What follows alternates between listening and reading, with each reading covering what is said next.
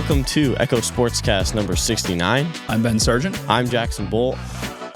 The NDA is back for the new year, and it started off with a huge rematch of last year's finals in basketball between West Ferris and Algonquin. We have highlights as the Barons look to upset the first-place Trojans to start 2026.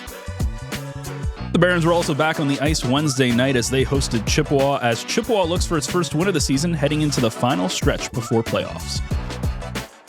And with the holiday break over, that means a return to action this weekend for the Lakers and Panthers. We will set up all the games on the docket. All of that on the way and more, including a Chippewa football update and a little bit of volleyball news as well. But first, a word from today's lead sponsor, the North Bay Regional Health Center Foundation.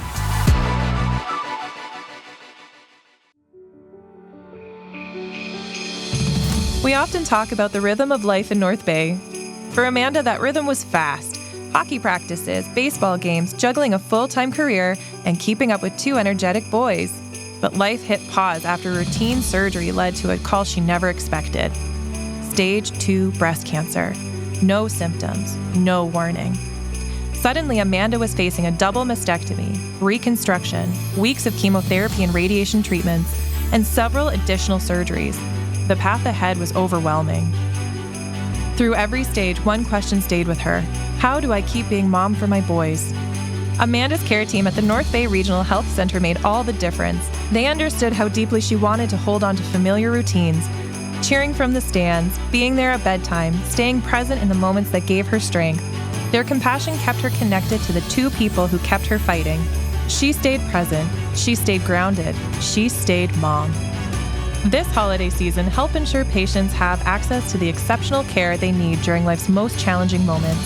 Your gift helps patients like Amanda stay connected to the people they love while strengthening healthcare for families across our region. Visit nbrhcfoundation.ca or call 705-495-8125 to give. We start off today's show with a big game between Algonquin and West Ferris in boys senior basketball at the Barons Gym. Both teams coming in sporting perfect records in the NDA, with West Ferris having one more game played and Algonquin looking for revenge following their loss in last year's NDA finals.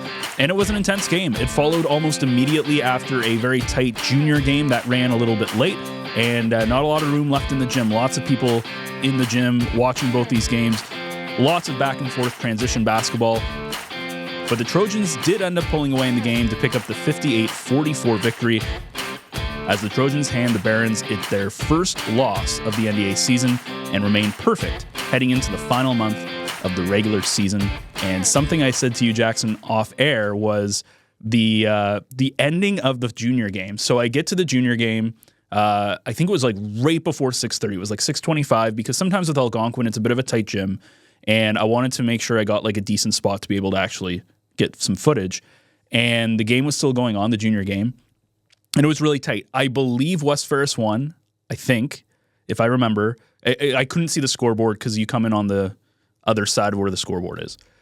And the last shot of the game, the Algonquin quit. I didn't get this on camera because I didn't have my camera out. And I was kind of like stuck behind people. I was in the hallway basically. But the kid, Graney, shotted it from behind his head, and put it into the basket. I don't know if I've ever seen that ever. Like, I'm pretty sure West Ferris won, but Algonquin was celebrating like it was a big celebration. It was an insane shot. Well, I would too if I'm a 14-year-old kid who on the NDA court just turns around and goes, all right, I'll try it. I wish I had my camera out, but I wasn't, because I was thinking, like, do I try to get some footage of the junior game as well? But it was funny because when you come into the Algonquin gym after hours, you go in through the side door, not the main door, and it takes you right to the gym, but it's the opposite end of where the scoreboard is. And it's a very little small cubby, and then basically the gym starts right there, which is why I really like the Ferris gym, because you have this giant, there's all this space before you get to like where they play the games. But everybody was kind of like scrunched in here. The senior teams were waiting to play, so they were scrunched in on their ends. All the parents were trying to pick up their kids / the senior kids were. It was just like a massive bodies, and I'm just like kind of awkwardly standing there. And I saw this happen. I'm like, I wish I had my camera out.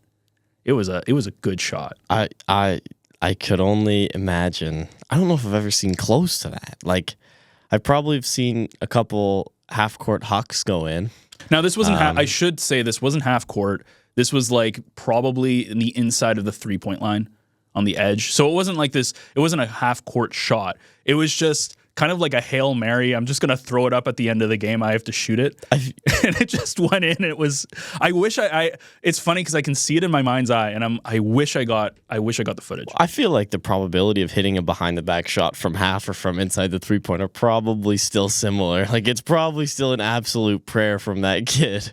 One of the things I wanted to ask you as we get in, because we'll get into volleyball in a second here, but with basketball, you're coming off a holiday break. We're getting into the final stretch. There's about a month. It's what, the 9th today? There's roughly about a month. Around Valentine's Day is when the playoffs start. Do you think that because when you look at the first half of the year, there's no break. You just kind of play all the way through. Now there's a break. Do you think that for those teams who take the break, it happens in hockey, that there's a bit of a lag coming back, or is it different than playing a sport earlier on in the year? I really do. I said this to my dad last night at the hockey game, and I was disappointed as we started to let the game slip. But I feel like your 3 best chances to win a game that you're not supposed to are the first game of the year, the first game after break, and the last game of the year.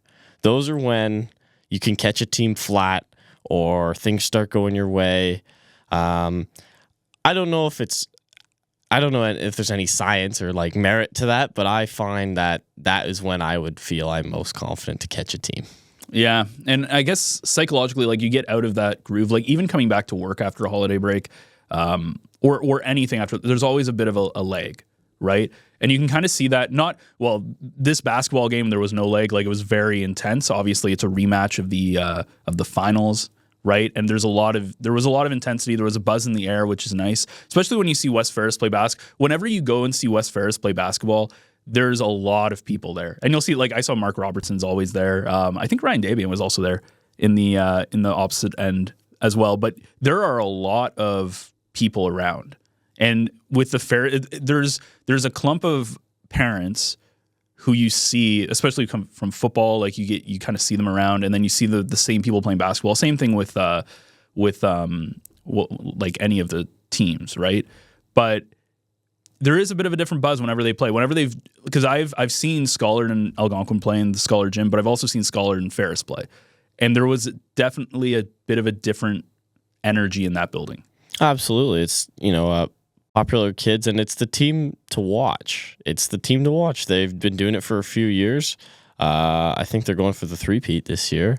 So, and everybody knows that it's going to be like a good game or a good show, and so it's worth it to come out and watch high school sports. And I would love if that was every game, any team really. But the fact that it's West Ferris is a good thing, starting somewhere. And you know that West Ferris, because they lost Algonquin in the football finals, there's an even extra bit of rivalry there because all the people on the basketball team played football. Right? I wonder what happens when Dane is marking Nick Corbeil. I wonder how that goes and how that works. I don't know. That's a good question. I'm not sure, but it is funny. I'm pretty sure there's going to be a little bit of that, and I'm sure that they're going to face each other in the finals again. Like, I think that's because coming to this game, Algonquin was also perfect in the NDA. It's tough when you're facing Ferris, but the difference though between football and basketball is you get 3 games. Right, so you're guaranteed 2 games. You're guaranteed 1 at home. They always used to say, you're not in trouble until you lose at home. And so Algonquin or whoever in that final against presumably Ferris, unless they get upset by Franco or something wild, whoever is in that game will still have a chance. And the one thing that's funny too. So over the holiday break, they always wax the floors on all the gyms, and so the gym obviously looks super nice and reflective and clean looking. And then everybody like took their shoes off, which was kind of I thought that was kind of an interesting kind of thing where they felt, and I could hear this one person in the back being like, oh, I feel bad if I stand on the floor because it's like all nice and stuff, right? Because you're coming out of the winter and everything like that. So I was like, kudos. Look at that. Yeah, it's a nice community coming together. There you go. Upcoming this week for basketball, we start with this weekend. The Great Northern Shootout starts today and goes into tomorrow. And then next week on the junior side, Algonquin hosts Schollard at 5 on Monday. And then moving to Tuesday, Franco hosts Algonquin at 5. Chippewa hosts Ferris at 5. And Northern hosts Schollard at 5. And then on Thursday, Franco hosts Chippewa at 6:30. Northern hosts West Ferris at 6:30. Moving to senior, once again, the Great Northern Shootout today and tomorrow. And on Monday, Algonquin hosts Schollard at 6:30. On Tuesday, Franco hosts Algonquin at 6:30. Chippewa hosts West Ferris at 6:30. Northern hosts Schollard at 6:30. And then moving to Thursday, Franco hosts Chippewa at 5. Northern hosts West Ferris at 5. And Schollard hosts Mattawa at 5. There we go. Some good upcoming games. What is the game on there that you're looking forward to? Chippewa, West Ferris at Chippewa on Tuesday the 13th. So maybe that's Tuesday the 13th. I'll see if I can go get that. I want to get some more interviews. I haven't got an interview in a while. Mostly just because the games, the thing that I don't like is a lot of the senior games are at 6:30 on the Tuesdays. And that's late. Like if you stay till the end, it's like 8 o'clock or maybe like 8:30. So it's a bit of a later thing, but I do want to get a couple of interviews. Going to volleyball, though, this is kind of interesting. So let me tell you about my adventure last night, or Wednesday night, I should say, when we're recording this on Thursday. But so volleyball happens. We were recording Echo Essentials on Wednesday night, which is available now. You can see that episode. It's out now. Great episode with, speaking of schools, with Pierre Ranger, who is part of the Let's Remember Adam. Adam was his brother. Of course, we've all seen the school buses and everything. And just talking about the work that his organization is doing. It was a really, really good chat, really important chat, speaking of school buses and kids and everything, and the work that they've done to get to get some of the rules that should have been in place in the first place to be in place now. Anyways, moving on from that, with volleyball, after we got out of there around 6, I went over to Algonquin because apparently Algonquin and Chippewa were playing, and there was no one around. And the first indicator is when there's nobody in the parking lot, and you go, this is kind of weird, especially because there should be a changeover from senior to junior happening pretty soon. And then I went in, and the side door was locked. The front door was open. I went in, and then the gym was just dark. And I went, oh, maybe the game got canceled. So then I left. I ended up getting the hockey game that we'll talk about in a bit. And then I got home, and on socials, Chippewa did post that they played. I guess they played at the Chippewa gym, which I would have been too late to get over there anyways to see.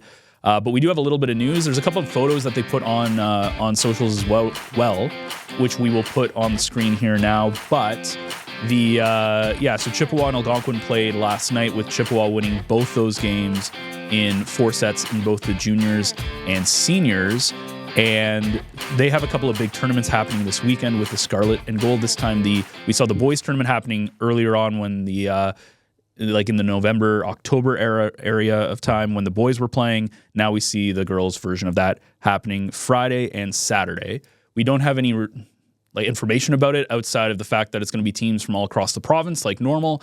But there is, if you go to Chippewa's Facebook, they do have a post that has the information of the website, which has all the games and stuff and results. So we will hopefully have results and information for you next week. And I know the Scarlet and Gold's a big one for you. I know that's something that Craig Nodwell does a lot of work for on the boys' side.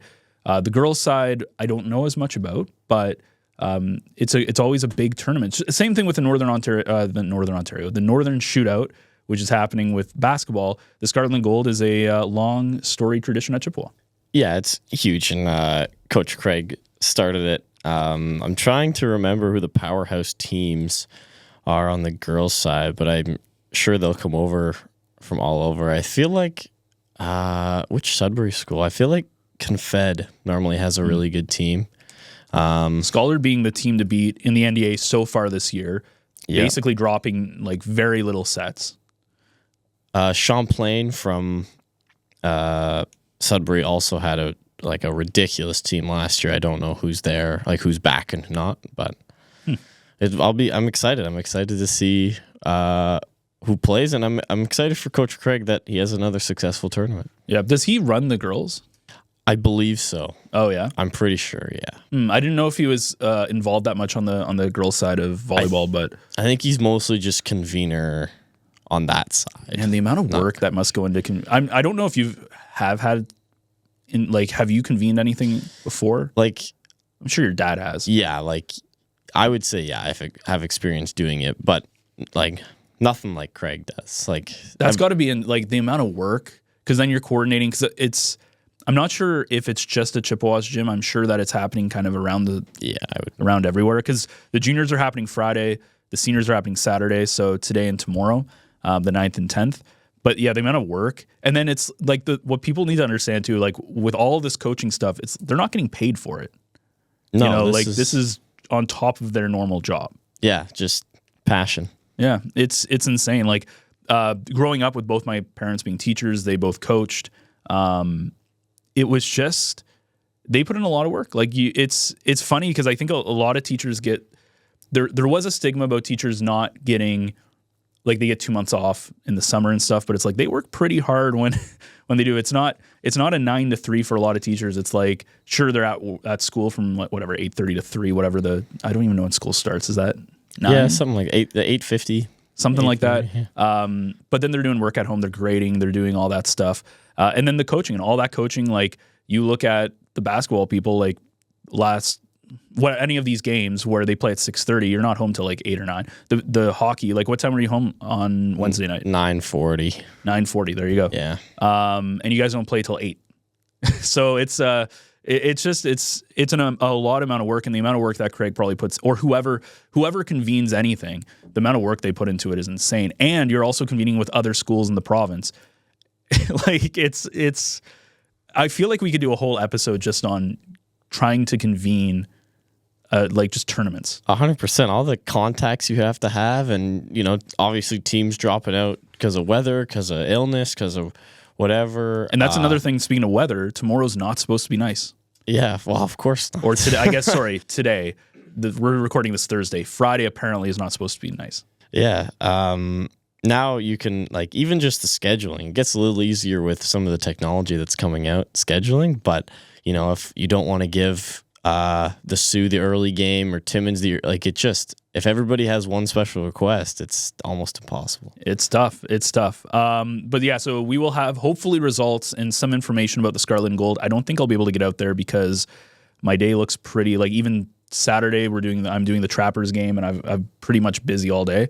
But we'll hopefully have some sort of results from that, maybe some social media pictures, depending on if teams do that, and it'll be good. But we do have some upcoming games to talk about. So on the junior side, it starts off with Algonquin hosting Franco at 5 p.m. on the 13th. Then West Ferris hosts Chippewa at 5 o'clock. Schollard hosts Northern at 5 p.m. On Thursday, Chippewa hosts Franco at 6:30. West Ferris hosts Schollard at 6:30. On the senior side, on Tuesday, Algonquin hosts Franco at 6:30. West Ferris hosts Chippewa at 6:30. And Schollard hosts Northern at 6:30. With the Thursday games being Chippewa Franco at 5, West Ferris Schollard at 5, and Algonquin Mattawa at 5. It's almost that time of year. Early mornings at the rink, fresh notebooks and backpacks, and a community gearing up for another great season of varsity sports. At Source for Sports North Bay, we're proud to be part of it all. Whether it's finding your kid's first pair of skates, gearing up for tryouts, or outfitting your team for the season ahead, we've got you covered. Because here, we're not just a sports store, we're neighbors, coaches, teammates, and fans. And we're proud to cheer you on every shift, step, and stride of the way. Visit Source for Sports North Bay at 1321 Fisher Street and let us help you along your way. So Chippewa and Algonquin clashed on Wednesday night on the ice. Both teams came out a little bit flat in the first period out of break, 0-0 after the first. Then Algonquin scored a shorthanded breakaway goal by Caleb St. Denis. And then Algonquin scored 2 quick ones late in the second to go up 3-0 into the intermission. And then Chippewa coming back out, generated some offense, but ultimately lost 4-0 final. But that's not bad. That's a good improvement for them. It felt like a good game, for lack of a better word. It felt like both teams were having fun. coming out of the break can sometimes be tough. And when you play the same kids over and over and over again, sometimes, poor rivalries or emotions flare up. But there were some highlights for both teams. Chippewa's goalie had a couple of scrums where the other team's goalie was tapping his stick, sort of being excited for him or being happy for him. And a great NDA game. I was talking to my dad after. I enjoyed that one. Sometimes when I go to some, they don't seem very fun. They seem very aggressive, and it's just like you're sort of counting down the minutes until it's done. But this was a fun one. Yeah, so I got there for the first period, and I left after the shorthanded goal. And I was telling you this before, but I started off on the far end of the ice, so where the Zamboni doors are, and which was Algonquin's home side. And then I moved over to the other side when I think Algonquin was on a power play just to get a better angle. And then Chippewa went on a power play to start the second period. And so I stayed on that end. And then Algonquin went to the opposite end, and I got not a good angle for the shot because it was just a clump of white bodies. And I was like, oh, perfect. That was good. But it was a very tight first period. It was pretty back and forth, but you could tell there was a little bit of a Christmas hangover there, I think, for the kids just physically trying to get up. Not a lot of attacking prowess from Chippewa. I know they were missing a couple of their key senior players, but overall, I would say still only giving up 4 goals, having a good performance. They're still moving in the right direction, and they've got, maybe a handful of games left, 3-4 games before you get to the playoffs. It's going to be I think at this point for Chippewa, if you being attached to this, I feel like your thoughts are just put yourself in the best position to win a semifinal. Oh, absolutely. Thinking about this year only, put yourself in the best position to win that semifinal. Looks like it's going to be against Algonquin. And Chippewa had played Algonquin in the last game before break and had a 0-0 third period and then a 0-0 first period, and then they ended up giving up a few in the second. But that was almost 3 periods of not getting scored on, which is great. You just have to do that all in one game. Yeah, just baby steps here. But that's the secret. That semifinal series is a best of 3 in hockey, so we're looking on to that. We're gonna finish out the season as best we can, and look forward to that. Again, one of the hardest things that I've noticed in the Great North U18 League, where you have U16 and U18 teams, which is similar to what you do with high school when you look at junior and senior, is when you have obviously your varsity, but you have a lot of young players on your team, a lot more junior players on your team. It's more the endurance of, you'll see these U16 teams come out and they'll play super strong, and then you get to the second half of the game, the third period, and they just fall off a cliff. And it's just endurance and just having that more experience and being maybe a little bit more, as you get older and as you kind of mature to the prime of your life, basically, which is only when you're 20 or 21, and then it's all downhill from there. Lovely. Just wait. You are in your prime years. All right. 3 years from now, you're going to be like, oh, my back. All I'll say is do yoga. It helps a lot. Anyways, there's just that, even though it's a year or two, it makes a huge difference in how players are able to get to the end. When you look at Schollard, I don't know how many of their people are senior, but if I had to guess, I'd say a vast majority of them are probably in their second or final year of school.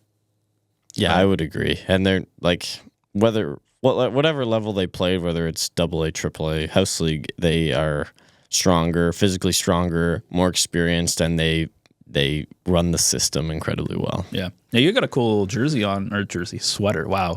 What a start to 2026. A little OFSA hockey. Yeah. 2024. Was that, I guess that was back when Chippewa would have won. Yeah, that was when we had both Thibodeau twins, both Bradley boys, Lucas Nashqua. That was the team sort of thing. Went down, won a game, lost by a goal, and then lost by a few. But that's a great showing. That was a great showing. Who's the hard team in OFSA? Because the OFSA is obviously Ontario, right? So you're getting a lot of the GTA teams. I think at the time it was Uxbridge was pretty good, but actually, I'd probably say there's some good teams from London, but honestly, St. Charles from Sudbury, and it used to be St. Mary's from the Sioux. They are in a rebuild, sort of like Chippewa, but maybe Cora's up there. But St. Charles, I would say, is one of the bigger. Were OFSA allowed to use AAA players? Down south, Yeah, Sudbury, no. But down south, yes. So, but in that tournament, in the one that... like in that OFSA tournament, could you... So if Sudbury wanted to, could they grab some AAA players? Sudbury could not because it's in the NASA constitution, but OFSA says it's fine. But Sudbury still couldn't because it's in the NASA constitution. Even if they do it only for the OFSA tournament? I believe that's still a no-no. That makes no sense. That's like such a big despair. No wonder, like... man, that makes it almost not impossible, but highly unlikely. Because there's some, again, I see the AAA like Sudbury team. Like you pull a couple of those kids off, especially the U16 team. The U16 team's probably better than the U18 Sudbury team. It might be allowed, but it becomes tougher when you say to your one of your players, "There's logistics. You're not playing because we're picking up your best buddy who plays higher levels than you do." Well, it just reminds me of Isaac and the whole East Coast trip again. Yeah, well, exactly. Yeah. These 5 kids come out of nowhere off the Sudbury AAA team when their playoffs are done, and you're watching from the stands now. We'll see. You have kind of cool news, not NDA related, but no. But Powassan Hawks? Yeah, some U13 Powassan Hawks house league. I coached that team. I coached that team with 2 of my buddies, and then another dad on the team, Dave. Nice. And a great group of kids, like an amazing... But you currently coach them? Yeah. An amazing group of kids. I'm not super experienced in coaching, but I couldn't ask for a better group, essentially. They're amazing. We went down south to Brantford, nice. to the Wayne Gretzky Sportsplex. Have you ever been there? No, but I know what you're talking about. It is sick. Is that where the Bulldogs play? Yeah. Okay. I believe so. I hope so, because it is super cool. And there were 28 teams in U13, and there was no quarterfinal or anything. It was only the top 4 move on, so you had to be first in your pool. And so we won the first game, and after the first game, we were like, okay, tournament success. We came down, we showed what we can do, and then we had to play the host, the Brantford team, in the Friday evening game, and they had won their first game 21-1. Holy! And then how long are the periods? 10, 10, 12. Okay, so yeah, you got like 20. Ooh, that's like a goal a minute. Yeah. So we beat them 6-1. We came out flying. You beat Brantford 6-1? Yeah. Wow. And we had a player get their first ever goal. Oh, and good for him. That's amazing. It's a great feeling to see them celebrate, but to look on the bench and see the kids happy for them, unreal feeling. Anyway, we ended up being first in our pool, going on to the semifinal, and we lost 5-3, but taught a lot to the kids, and I'm going to shout them out currently, just first names. Shout out to Ryder, Presley, Dominic, Isaac, Nevin, Easton, Haley, and special shout out to our AP player, Parker, who was an AP player in we do U13 house league. Yeah, he plays U11. He's a first year U11, and he was playing against U13s, and he did fantastic. There and you then go. On our D side, Miles, Garrett, and then our goalie Megan. Great tournament to you guys. Super proud of you. The whole coaching staff is, and excited to see what the rest of the year holds. There you go. Well, we'll have to get an update on your U13. I didn't know that you coached U13. We were talking about AAA. I was. One of the surprising things are the Trappers actually dropped their first AAA game on the road in the Sioux to start the year. They are in action this weekend. I'm calling the games when they play Kapuskasing. I think it's 2:30 Saturday and Sunday at Memorial Gardens. So if you want to come out, I think it's free to get in. I think. I don't know because I just kind of walk in and they know me. Or I'll I just do. Well, they don't even stop me. At first I'd be like, yeah, I'm just, I'm doing commentary, and then I'm the only person who does play-by-play, so I just walk in, and if you act like you belong, they usually don't say anything. But I think there is a cost to get in. But if you want to watch some pretty decent hockey, they're probably going to smack Kapuskasing though, because traditionally Kapuskasing's been a decent team, not great, but the Trappers are really, really good this year. But I really want to talk to Josh Dale, who's their head coach, to see what went on in the Sioux, because that's not a great way to start 2026. They were perfect all of this calendar year from the start of this season for 2025, and then they come out and they lose 7-5. So, yeah, I don't have a huge stake in it, but I am curious to see if it was they blew the lead, or they couldn't mount the comeback, or they just lost a close one. Yeah, I don't know. I haven't looked too far into it, but 7-5. They've had a couple of tight games this year, but they haven't had any I don't even know if they've trailed, or if they have, it's been by maybe a goal. I'm sure they have trailed this year, but yeah, there was one game against Sudbury back in, I think it was like December, where they almost lost. They actually came back and won that game.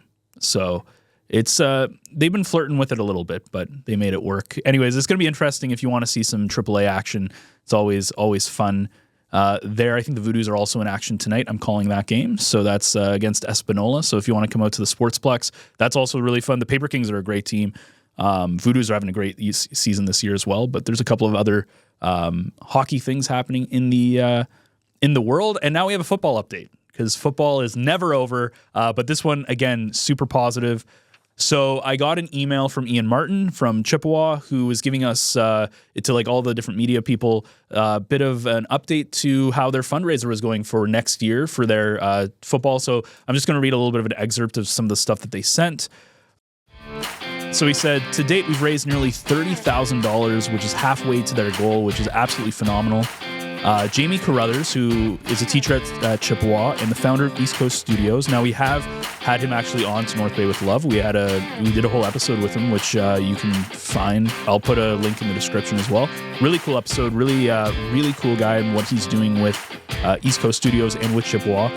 But they've organized a charity concert to help raise additional funds. Adam Baldwin will be performing on Monday, January 26th in the Chippewa Auditorium. Adam is one of the finest songwriters and performers to come out of Nova Scotia and is currently one of the province's most sought-after artists. He's been touring extensively for his own projects and in support of artists such as Alan Doyle and Blue Rodeo. He's also been in the news recently for his entry into the Toronto International Film Festival for the film Little Lorraine, based on one of his songs, which premiered in Toronto at TIFF. Adam is currently in Ontario performing back-to-back shows with Blue Rodeo at the iconic Massey Hall, and with a short break in the schedule, Jamie was able to arrange him to come north in support of the fundraiser, which they are incredibly grateful for. So get your tickets. I will have a link for the tickets in the description as well. Get your tickets. And I know that they usually raise like 10, 15 grand with some of these charity concerts. So next thing you know, they're going to be like almost to their goal. That's super exciting. That's great for them and great for the program, and I hope to see them in the league next year. Yeah, so all the people who've donated, obviously, it's going to be a lot of fun. And no matter, I know when they play their first game, I want to make sure that I get an interview with them, even if win or lose. I'm sure there'll be some growing pains as they get into the senior circuit, but it'd be nice. And my hope is maybe that gets a Northern or a Franco or someone to also want to, obviously you see the amount of money that has to go into it, but which is a lot, but hopefully we see maybe another team want to come in, then we see maybe another team in hockey, and you start getting a more healthy amount of teams in some of these leagues, which are hurting with some 3-team leagues. Yeah, all you need is 4 would be perfect, but the more the merrier. Like if we can get up to 5 or 6 in every league, then we're in good shape. And it creates a little bit more disparity. Like you're going to have your super strong teams and you're going to have your midfield teams and your kind of weaker teams. Having weaker teams be able to play each other is great for growth. Having a weak team always get, like you see this with the Chippewa and hockey, right? Always getting like destroyed isn't fun. But if you had, let's say, West Ferris or somebody else who also wasn't like maybe the strongest team, and you get to play each other and you get to pick up some wins, great for morale. Same thing in football, right? Yeah, losing to Schollard by double digits would be worth it every time if we got to play a close game against another team. Yeah, whether Ferris or Franco or whoever. And it also creates better, and then it creates more cycling and everything's great, which is cool. And then we have one final piece of social news. I'm going to get Jackson, you can read this one out because, again, back to Chippewa, they have a really cool student athlete doing some really cool things.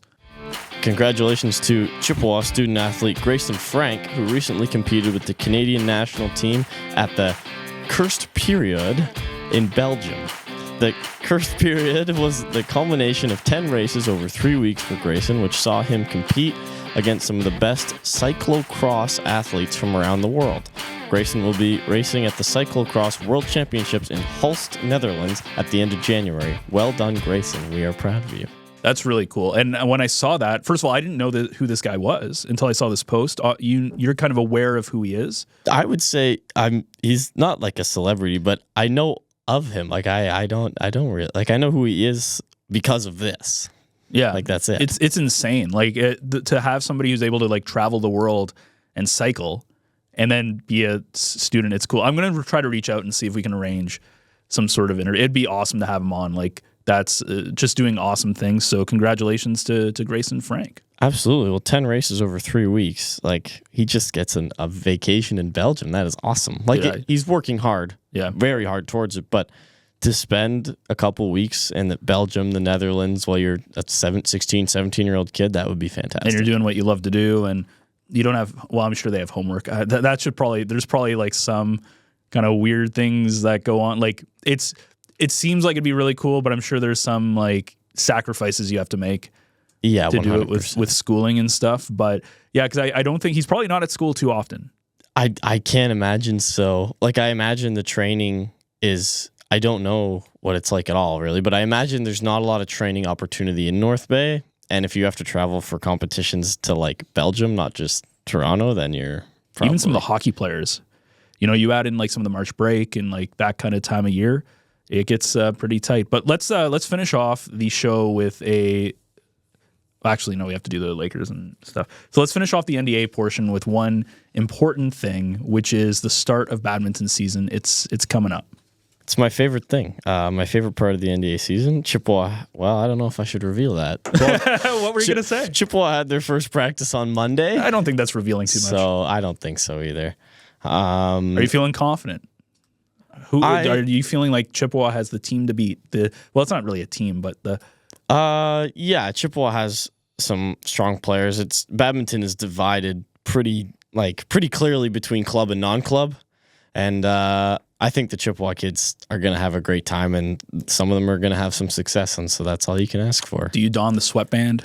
No, I don't. Are you just standing there in the back? Do you power pose? Once in a while. Once in a while, to assert dominance, yeah. I'll go out and demonstrate a drill once in a while, but then my back gets sore. Your back gets, yeah, again. And then, again, we had this conversation. We already figured out that you probably would lose to your sister in your prime. But, yeah. But that's cool. So when does badminton actually start? So normally the end of February. Okay. There's about 4 or 5 tournaments on Wednesday nights, and then the last tournament is like the pre-NDA, and then NDA is the following week. So so there's not like a regular season schedule. It's just like kind of basically like pre-tournaments, and then you get a tournament. Yeah, it'll be like the last week of February, 3 weeks in March because one's March break, and then probably the first week of April is pre-NDA, and then the second week will be NDA, and then the week after that NASA, and so on. Yeah, we'll have to see how it goes. So that'll be post, I guess, exam season. It'll be semester 2 stuff, which always boggles my mind when you go to college and you're done, like you're done exams. You're in semester 2, but then you forget that school goes till June.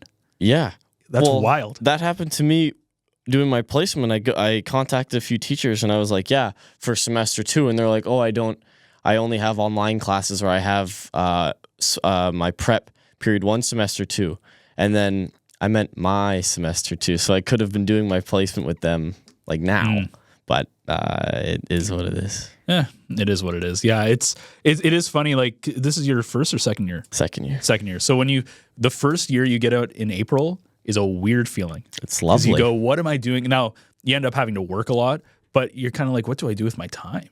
You get an extra like 2.5 months. Yeah, I finished my final exam, and it was pretty cool.